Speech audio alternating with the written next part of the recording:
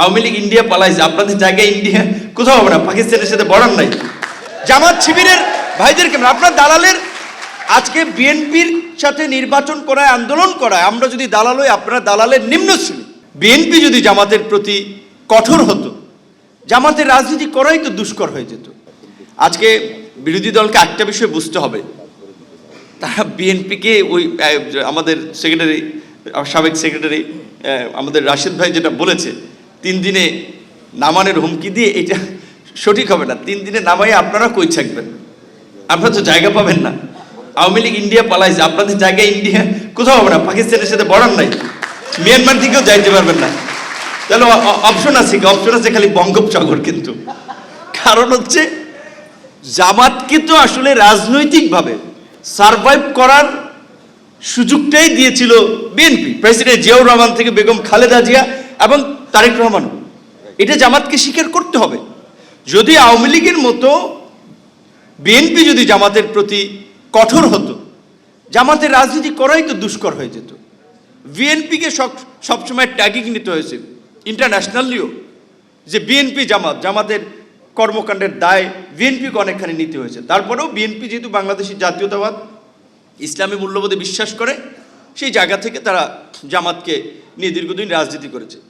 তো আপনি এখন রাশেদ খান বিএনপির হয়ে নির্বাচন করায় দালাল হয়ে গেছে, আমি বিএনপির মন্ত্রিসভায় থাকা আমরা দালাল হয়ে গেছে। আর আপনারা যে এত বছর দালালি করলেন, আপনাদের দালালের নিম্ন শ্রেণীতে ছিলেন জামাত শিবিরের ভাইদেরকে। আপনার দালালের আজকে বিএনপির সাথে নির্বাচন করায়, আন্দোলন করায় আমরা যদি দালাল হই, আপনারা দালালের নিম্ন শ্রেণী।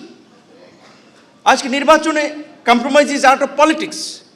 সমঝোতা, দেশের স্বার্থে, জাতির স্বার্থে ঐক্যবদ্ধভাবে কাজ করে। আজকে আপনারা দেখেছেন সোশ্যাল মিডিয়াতে কিভাবে পোর্ট্রে করা হচ্ছে, এবং নির্বাচনে দেখেছেন না, মনে হচ্ছে যে জামাত 250 আসনে সরকার গঠন করে ফেলবে নাকি। দেখেছেন তো প্রত্যেকটি জনমত জরিপে, এমনকি আপনার যেই সমস্ত আসনগুলোতে জামাত ভোট পায় নাই আপনার 30,000, সেখানেও দেখাইছে যে অনলাইন জরিপগুলোতে জামাত 80%। বুঝছেন? তাহলে এইটা কিন্তু সঠিক। আমাদের মাননীয় তথ্য সম্প্রচার মন্ত্রী আছেন, যদি এটা শুধু তার মন্ত্রণালয় না, আপনার আইসিটিকেও এখানে জয়েন্টলি কাজ করতে হবে। এই যে তথ্য প্রযুক্তি বা অনলাইন সাইবার স্পেসে যে তাদের একটা শক্তিশালী দখল, এটা কিভাবে তারা এই অবস্থানটা তৈরি করেছে, এটা কিন্তু সরকারকে আইডেন্টিফাই করে তার কাউন্টার একটা ডিফেন্স তৈরি করতে হবে। এইখানে কিন্তু বিএনপির অত্যন্ত অবস্থান দুর্বল সাইবার স্পেসে, আমি বলবো। কারণ সরকারকে শুনুন, একটা দেশের প্রধানমন্ত্রী, রাষ্ট্রের সর্বোচ্চ প্রধান ব্যক্তি, নির্বাহী প্রধান ব্যক্তি, তার কথাবার্তা বলা, তার সমালোচনা যৌক্তিকভাবে করা যায়। আজকে কিছু কন্টেন্ট ক্রিয়েটরের নামে কিছু ব্যক্তি এমন অশালীন কুরুচিপূর্ণ মন্তব্য করে, এটা তো রুচি পরিপন্থী।